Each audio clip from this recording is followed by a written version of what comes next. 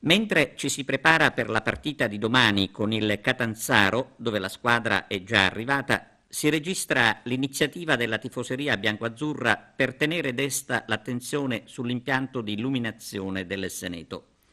Praticamente per domenica alle 19 tutti coloro che tengono alle sorti dell'Acragas sono invitati a partecipare alla protesta simbolica e pacifica in programma allo stadio per un momento da ricordare.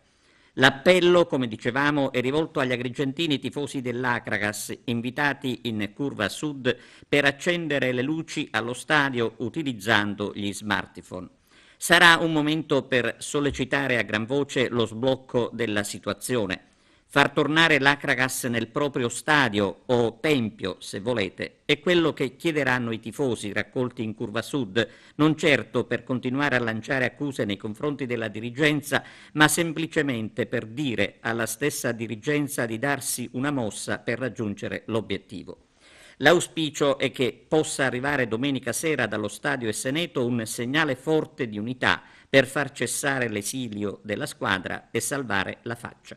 Sicuramente mi aspetto una gara importante perché non vediamo l'ora per fortuna c'è questo turno infrasettimanale, abbiamo subito la possibilità di poterci confrontare con una squadra subito e smaltire la nostra rabbia per la partita, per la sconfitta di Siracusa, che è stata in maniera veloce messa da parte e siamo proiettati subito su questo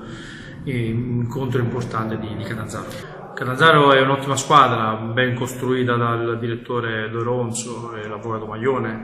è una squadra che in questo momento qua secondo me non ha ancora dato il meglio di se stessa,